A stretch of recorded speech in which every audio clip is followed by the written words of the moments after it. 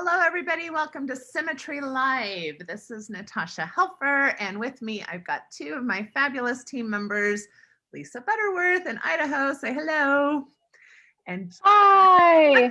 And then Jenny Elledge in Florida. Hello, Jenny. Hello. It's cold today. Is it cold? I was going to say you're probably enjoying warmer, sunshinier weather. It's 45 degrees.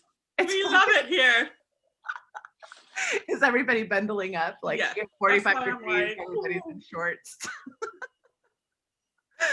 Well, we thought we'd cover a super Christmassy topic here on December 18th of 2020, which is ED. Woo woo. La la la la la la la la. As I've got my phallic tree symbol in the background here. It's all erect, very nice. Up, right? No pressure. Okay. All right. So we were talking, we always have our provider meetings before we do Symmetry Live. So it always gives us fodder and ideas to talk about things that, so many people deal with. And we have had lots of people come through our offices with issues with erectile dysfunction, erectile anxiety, all kinds of questions and kind of issues around the penis and how it performs and how it shows up in sexual activity. So one of the things that I thought we'd talk about first, because this is so important, is how we usually do a little dance when we find that the lover, the partner, the spouse or boyfriend, girlfriend, whoever it is that's dealing with the penis that's having an issue, is like an ally, like an ED ally, and who's really loving and confident and really helpful in these kinds of situations. So I'd like to listen to Lisa and Jenny tell me what you think some of those traits might be that are positive. Yeah? So I would say the thing that I get excited about is if I hear about a partner who doesn't take it personally, right? Like, because so often if an erection isn't working, the partner has like this moment where they have to decide, am I going to see this as like a comment on my sexiness, right? Oh, he doesn't really think I'm sexy, or he's not really into me. And so I'm going to feel hurt or I'm going to take this erection, this lack of an erection personally. And it's really normal to feel that way, especially I think for women, because we have been trained by society to think that like the way that we feel sexy is to, give a man an erection or whatever, that's how we, are sexy. But there's actually, like, that puts a lot of pressure on the penis, for one. And the last thing that a penis that is a little shy right now needs is this belief from you that if you really love them or really into them, then your penis is going to show up in this certain way, right? And that's really rough, right? Like it's hard not to interpret it that way, given the cultural message we've had, but it's also really unhelpful to the situation to see it through that lens, to tell that story of like, oh, they're really not into me, or they really don't find me sexy if the erection isn't there. And so trying to work through that and not take it personally is probably the number one thing at the top of my list of things I get excited about. Like if someone can just be like matter of fact about it, oh, well, let's do some other fun stuff then, right? Right. That I think is right at the top of my list. I love it. I love that. And especially when we're talking about an involuntary happening. It's not like you've got a penis button, right? That you're like, oh, I'm attracted to you, so I'll just push the button. This is something men do not have control over, is whether or not they're going to have an erection. So you're putting a lot of meaning into something that they don't even have control over. And whenever there's these thoughts, like you're talking about, oh, this must mean this must mean that, then the man usually feels anxiety. And guess what anxiety does to a penis, right? It's like, it does not help with erection. So what are your thoughts, Jenny? Yeah. What do you think? Similar. Sorry, Lisa. Oh, go ahead. Oh, no, I was just going to say it's similar to lubrication in women, right? Like if we're going to interpret whether she is wanting it or not wanting it based on her lubrication, right? Like this can be a myth in rapes of like, well, she was lubricated, so she must have wanted it. Mm-hmm. Well, no, I mean, like her body is lubricating as a defense mechanism because it doesn't want to be injured, right? Like that is not the same thing as wanting it. And just because you're not lubricating doesn't mean you don't want it, right? Like there can be all kinds of reasons that your body doesn't like act in the way that you think it should, and your brain can be totally on board and your body has other plans. Darn it. Sorry, Jenny, your turn.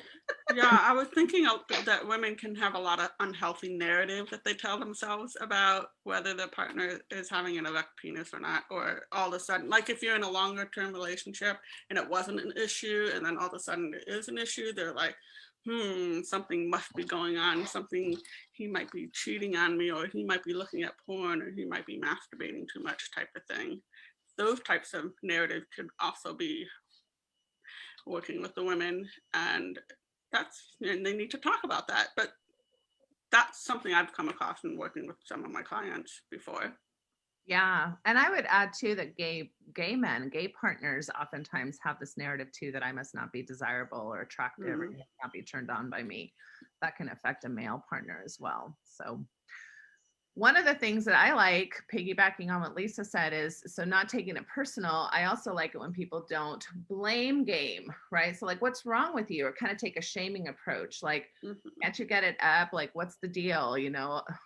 Rolling their eyes and kind of exasperated and frustrated because now they're not going to be able to have the type of sexual experience that they were hoping to have, or something along the lines. So again, you're definitely not helping the penis feel happy and safe and erect when you're like shaming it, and making it feel really badly about itself. So any thoughts about those kind of blame games? Yeah, they don't work well really in most situations in general, but particularly poorly with the penis. The penis doesn't like to get blamed.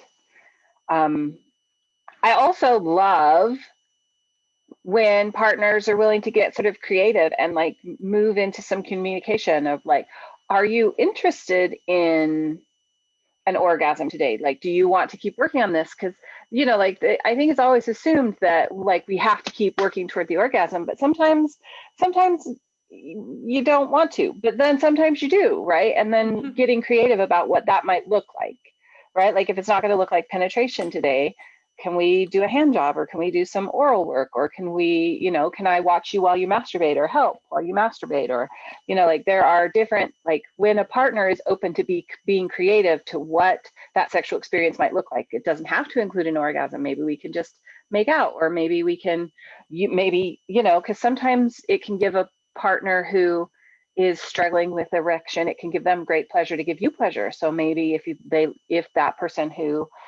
maybe we don't focus on their orgasm today and we focus on yours, right? Like, and I think that can be hard for a lot of partners, because it feels like if I'm not giving my partner an orgasm, then it wasn't a good sexual experience. But right, like you get to let them decide. Like if their penis isn't working today and they want to give you an orgasm, that should be fine. I think we should all just like lay back and enjoy that if we want to, like. Exactly. Like, especially this idea that sex, so many times the way we define sex is intercourse. And a lot of times that means the penis inserting itself into an orifice, right? Whether it's the vagina or the anus, and there's so many other ways that we can creatively enjoy sex. So I agree, when a partner is willing to get creative, when a partner isn't shaming, when a partner focuses on other aspects of the body, kissing their shoulders or their neck or their lips or their face, or giving a foot massage, instead of focusing on, necessarily the penis. I also think it's really nice when we're not afraid to have contact with a limp penis, right? I think a lot of times men can feel like, oh, I won't even let you touch me unless I'm already erect, because I'm ashamed of that I'm not erect, or sometimes female or even other male partners may not know what to do, like, oh, they're not erect, so I shouldn't touch them yet, or something. When there can be a lot of wonderful massage and oil and kind of soft touch that can be really, a limp penis has skin and has nerve cells and enjoys touch like any other part of your body would. Another thing to consider is age, right? Like if it is absolutely normal for men as they age for their erections to get softer, right? Not like just the way that our blood vessels work. The older we get, the less the capillaries. I don't remember all the technical medical jargon. I just have been trained in things that I can't remember the words for. But like the less rigid the capillaries holding the blood become. And so that doesn't mean that you can't have wonderful, amazing orgasms, but that as you age and I think we talked earlier about sort of moving away from this idea of maybe performative sexuality and into this idea of experiential sexuality, moving away from the idea that sex is something that we're performing and that we need to do it well, and that there's some sort of measurement that's going to judge whether this is good sex or bad sex, whether this is right sex or wrong sex, right? Like, and moving into this idea of like, this is about the experience, and are people feeling connected? Are they feeling loved? Are they feeling pleasure? Right? Am I feeling love? How do I want to feel in relationship to this person I'm having that sexual experience? And how do I want them to feel rather than how am I performing? And how is this being measured? Right? And you can have a lot of really great, pleasurable experiences that if you try and measure them or put them in some sort of box or performance, that it's going to strip the joy and fun out of it. And so, thinking about how can we like value every penis, even penises that aren't as hard as they used to be when I was 20 years old. And can this penis that is, like full of all these wonderful blood vessels and all of these pleasure, like, can I enjoy the pleasure that I can have through this penis, even if it doesn't get hard the way it did when I was 16? I love that. The value of the penis. I love that. That should be like a car sticker or something, a bumper sticker. Jenny, you were going to say something. Yeah. As well as age, you can also consider medication. Some medications are definitely going to interfere. In fact, I just learned not too long ago that Adderall, which is a typical medication used for ADHD, can interfere with erections as well too. So sometimes you got to read those side effects of those medications you're reading. A lot of antidepressants. Yeah, that's a pretty well-known antidepressant. But like, there could be like some one-off things that you're like, oh, I didn't know this could possibly be interfering. Secondly, I was going to add that all of these topics that we're covering, hey, we can do this instead, and this, and all of these different alternates. You can have those types of conversations. I'm wondering if it might feel less anxiety producing to have those conversations when you're not in the bedroom, like when you're on a date or just having some quiet time or walk around the block, just to start that conversation going, like, hey, so you know what the options are ahead of time. So in the moment, you're not like, oh my gosh, I want to say these things, but we haven't talked about it yet, and it feels kind of weird now. Yeah, no, I like that. And I also like partners who will encourage a physical examination, because there are times that ED can be a side effect of something that's going on in your cardiovascular health, possible diabetes you want to rule out, there's things like that. So when you have a partner saying, hey, I've noticed maybe that it's time for a checkup, and how do you feel about that? Might be a good thing. So good, loving, creative, playful partners we love, right? that's what we're. Yay to all of you. Yay. Yay. And there are many of you. Another thing that I would say is that it's like, if you do get frustrated, like if you're wanting to have penis and vagina intercourse and your partner is having an erectile dysfunction problem, like that's a normal thing to feel frustrated about. It's okay to feel frustrated, and to really think about the way that you channel that frustration, like to not channel it toward your partner. Like if you're wanting a certain type of sex and that isn't possible right now, like turning your back on your partner, or like big long sigh, like, oh, or like things like that, they're not going to result in a long-term healthy outcome for that erectile dysfunction, right? Like in communicating to your, like you can, I think, communicate the frustration with your partner, but doing it in a way that's not blamey or criticizing, that's just sort of like, oh, I really enjoy penetrative sex. I would really like to have that. And then again, getting creative about what that might look like. Like maybe we can use some toys, or maybe we can, like there are some really interesting toys. Like there are ones that you can put you could put a penis inside of there are dildos that have, anyway, Like that you could put a penis inside of and strap on, right? There are different things that you can do, like if you're missing a certain kind of stimulation that you would like to have, to get creative. But like it's okay to feel frustration or to have a desire for a certain type of experience, and there are creative ways to maybe get there, but that the process of getting there, trying not to do that in a way that feels like you're, like directing that frustration at the person who is struggling, because that is going to increase their anxiety and their struggle. You don't want to increase shame or anxiety, because even though you're right, you have a right to feeling frustrated or sad. Sometimes we have to grieve parts of our sex life that don't look exactly the same like they used to.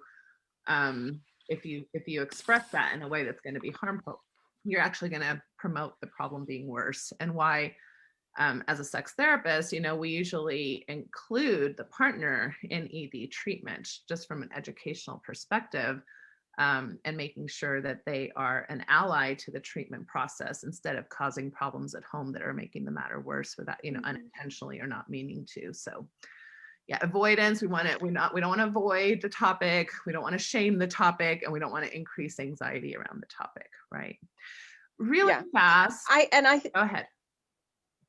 Oh, I was just going to say, on the avoidance thing, I think that we can also be like too gentle sometimes, right? Like, oh, it's not working. Well, let's pretend we didn't see that, right? And then let's not bring it up ever again. And then let's all just pretend that's not happening, right? Like there needs to be this in-between space where we can acknowledge, like it's not shameful to acknowledge that we're having this physical symptom, right? Like it wouldn't be shameful to acknowledge if you had a sore throat or, like a cut on your hand, right? Like we can acknowledge that this is happening and talk about it. Because I think that can go in the other direction of, like, if we're being too gentle with our partner and we're going to pretend we didn't see that and we're all turning our eyes away, that even if what your intention was to spare their feelings, it can result in a sense of like, this is too shameful to be spoken of, right? So absolutely, we don't want to do that either. I think avoidance is actually what ends most people's sex lives with age. People are embarrassed, people are upset, they're conflict avoidant, they don't want to hurt each other's feelings, so it just kind of goes by the wayside. And in essence, that's what a lot of times in people's 50s, 60s, 70s, that's kind of why sex ends instead of continuing to thrive in that regard.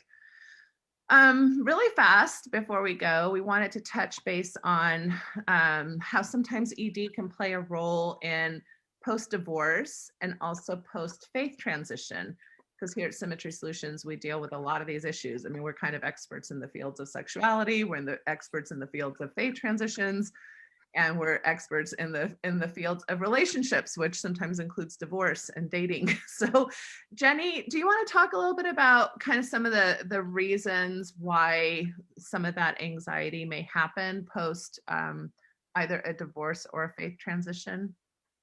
Well, sure. So if you're coming from the Mormon background and, typically you don't have a lot of sexual experience before you get married.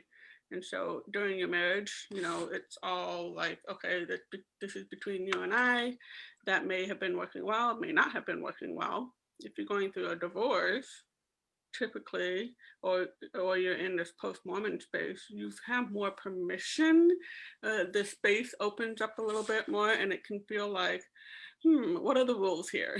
And I'm not quite sure what they are, or I have to figure out what is important to me. So we were talking earlier, Natasha offered this framework of let's just sort of experiment with little different things or be in the data collection mode. Sometimes you might be like, if you're coming from a space where you were told what is good and what is bad, and you're leaving that space, you have to start to figure that all out on your own again, or with your partner too. And that can be fun. It also can be a little bit scary too. So we want to take the approach of instead of this is good or bad or this is right and wrong, like be more of like, let's experiment with this a little bit and see what feels good. Because a lot of post transition phases are about reclaiming your own sense of authority. Because you may not have had some of that before. And so you're really starting to learn to rely on yourself and what feels good there. Yeah, no, I think that's true of a lot of people who are turning into what are called the nuns.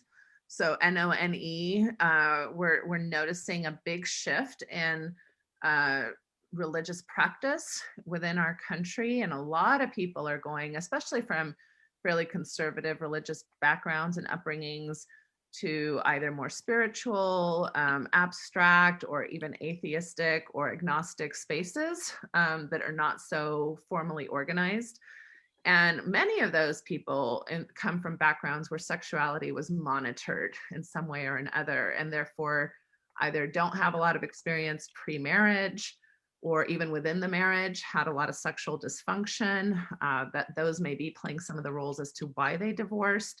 Some people going through a faith transition elicits divorce because people have different ideas about why we're still in this marriage, especially if it wasn't functional to begin with. Now we don't have this religious kind of reason to stay married, or lots of different reasons, right? But you're kind of getting into a space now where even people who don't come from religious backgrounds are like, I've been married for 20 years and now I have to date again. Like, bah! And the dating kind of space has really shifted since, if you haven't been dating for several decades. And sexuality kind of norms have shifted quite a bit in the last 20 years. So you can understand why, again, when we're talking about the penis as an entity, may feel a little intimidated or scared or worried or inexperienced or naive. Those are all kinds of feelings that go against also, I think, what is typically now in the field of mental health. We're talking a lot about toxic masculinity. A lot of the messages men get about what it means to be a man, what it means to be sexually virile, what it means to be strong and masculine. And a lot of that is tied to the penis, right? Like you're always ready to go, and you're going to rock whoever's world you're with, and you're going to be the aggressor and the initiator. And I'm just thinking of these penises going, what the heck? That's a lot of pressure. Lisa, what are you thinking?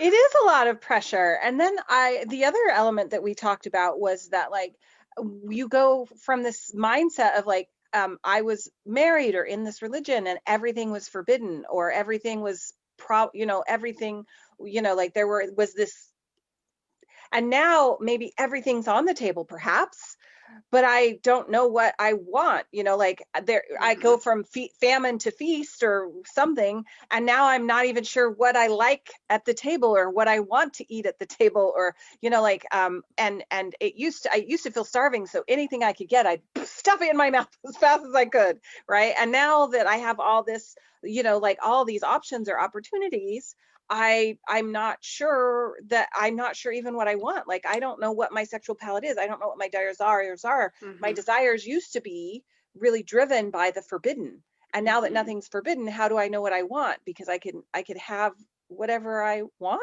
Is that right? And so how do I figure that out? Right. And there's no way to know that, really. Like, you just have to experience yourself. Like Jenny was saying, you have to go into experimental mode and figure out, okay, well, what are my sexual values? How do I get my behaviors in line with my sexual values? What are the things that bring desire to me? How do I find that? How do I learn to perceive my own desires and my own pleasure in a way that I can get my behaviors in line with, like prioritizing my pleasure and not just relying on the forbidden to be, because the forbidden is exciting in some ways, right? And sex is, and so when the forbidden and like I definitely have clients where they're losing the forbidden aspect of sexuality is something of a loss for them, because that used to be the thing that made things sexy, is everything was forbidden. And now that it's not, it's sort of like, oh, well, now what's going to make sex interesting? Right? Like, oh, I don't know, like pleasure, maybe let's figure that out. Right. I love that, because it's true. The forbidden is sexy. I mean, the forbidden is enticing. And I think that's why a lot of people find good ways to kind of bring in a type of forbidden or exciting energy through creativity, through fantasy. So this is why a lot of people like dirty talk. This is why a lot of people like fantasy talk, or even in the privacy of their own minds, like to imagine or fantasize something that gets them aroused and excited and closer to orgasm than maybe if they weren't eliciting those thoughts that stimulate that kind of sense of forbidden nature. So that's, and sometimes people feel a little weird about that, or like that's not okay. And other people feel like that's a great way to, elicit this kind of creative, forbidden, naughty energy that doesn't leave me going against my values, but doesn't also keep me in this space of kind of like a naughty little kid. We want to graduate from being naughty little kids in the maturity of our sexual development, right? Yeah. Awesome. And I also just wanted to add, as we're getting toward the end, is just sort of general erectile dysfunction. Like generally speaking, most of my clients who struggle with this are high anxiety in a lot of areas in their life, right? And so again, like going to your medical provider and maybe talking about your anxiety, getting maybe some mental health, like counseling around your anxiety generally, because, like there are a lot of things you can learn to reduce your anxiety. And the more you can reduce your anxiety in your life generally, the more that will have a spillover effect into your ability to be in touch with your penis. I just love that I just said in touch with your penis. I love that you said that too. I want to be in touch with penis for sure, in a loving, non-shaming way. Yes. I think we all do. We all want to be in touch with penis in a loving, non-shaming way. Well, if we're heterosexual females. Yes.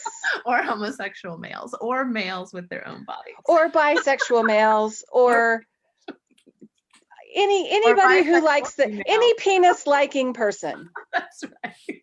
There are many, many types of ways to be a penis enjoying person. That's right. Even if it's artistically from afar. You guys who are watching this are getting a glimpse into how our provider meetings go. I'm also wondering how Facebook friendly this is starting to get into. I have no idea what the censoring rules are. We're going to get kicked off of Facebook. It will be a badge of honor. For sure.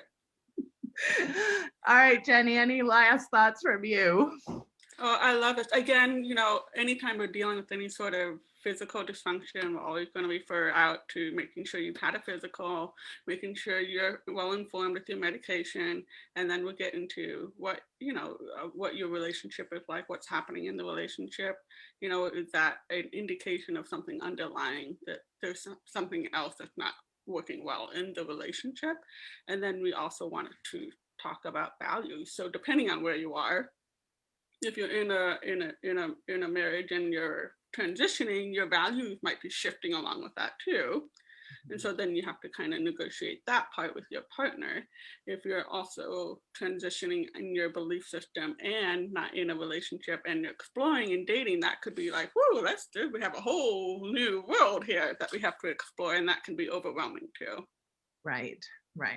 No, One piece of general advice, as you were talking about sort of that medical exam piece, is that, if you do struggle with some erectile dysfunction, there are two things that just came to mind that we didn't cover. One is if you're having erections in some contexts, right? Like if you're waking up with an erection in the morning, or if you are able to maybe like masturbate or fantasize and masturbate, or watch porn and masturbate, and the erectile problems are happening in relationship with other people, then the likelihood is that that isn't a physical problem. If you're getting erections in some contexts, then it's really more likely that anxiety or other relationship problems are like affecting that erection.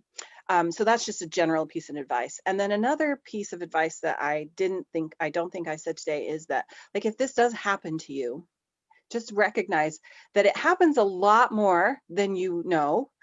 You know, like I've had a lot of clients say that, like, oh, I talked to my brother or a friend about this and they had this problem too. Like, I was so surprised, but it's pretty rare because it isn't something like that is, you're like, this isn't the conversation that most brothers or friends are having with each other, but it is happening more often. But it's such a taboo to talk about because it has all these implications about your identity and your manhood and your virility and your, you know, but also that, like, the last thing you want to do in that moment is, like, if you're in relationship with someone that is a good relationship, right, and an erectile dysfunction happens, your penis isn't working, like for a lot of men, the instinct is to, like, shut down, run away, hide in a corner, right?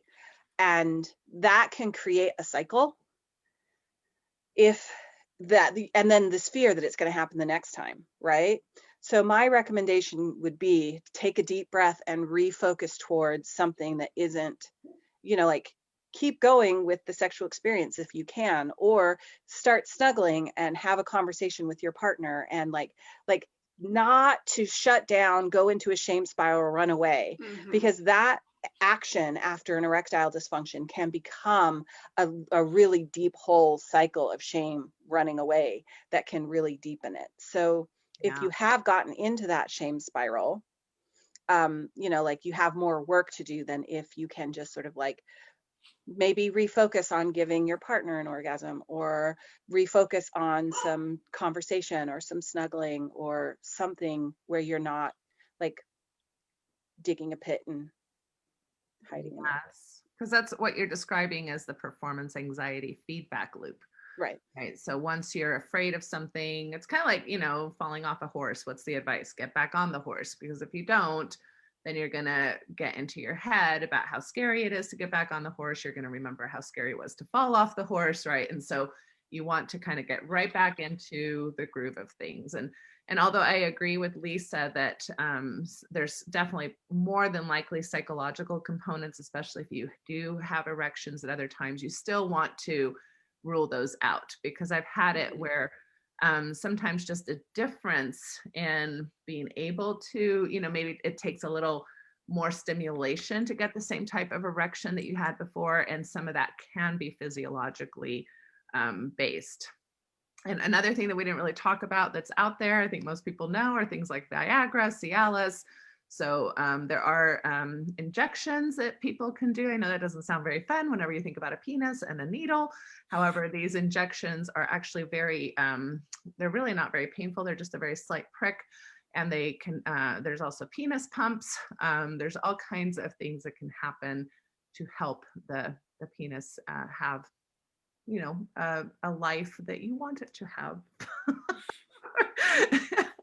Yeah, and the one thing I would say that, like, I feel like with basal dilators, which is what Viagra and Cialis are, they, like, you know, that you still have to be in a sexy context, right? Like, I have definitely had clients take those drugs and not have been told by their doctor that, like, you still have to, like, think about sex, right? Like, you don't just take a Viagra and get an erection, right? Like, you take the Viagra and then you think about sex and give yourself a sexy context in some way, whether that's through fantasy, through relationship with a partner, through pornography, through, you know, erotic stories. You still have to put yourself in a sexy context for the erection to arrive. It isn't just like pop the pill and then the erection happens. Good point. We're not robots. We're not robots. We're not robots.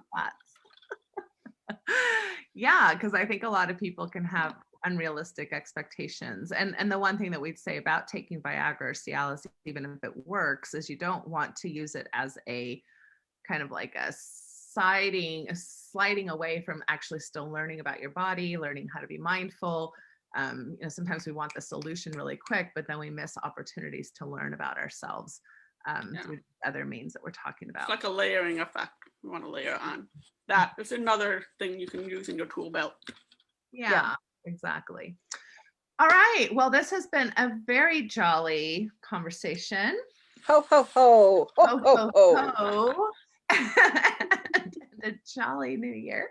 And I hope that you all have a great Christmas season this season. I won't see you till the new year. So The new year, 2021. We're all looking Merry forward to it. Christmas and many happy penises. Merry Christmas, many happy penises, many happy sexual experiences. Hopefully you're going to have some refreshing, rewarding sexual experiences either with a partner or with yourself over the holiday season to help you get into 2021 in a positive way. For sure. All right, everybody. So if you're needing more information from us, you can find us at symmetrysouls.com. We'll make sure and post a link to that. All of us work with sexual issues. All of us work with relational issues and faith transition issues if you're needing more help than these little videos provide. And we wish you the best. Take care, everybody. Take care. Bye-bye. Bye.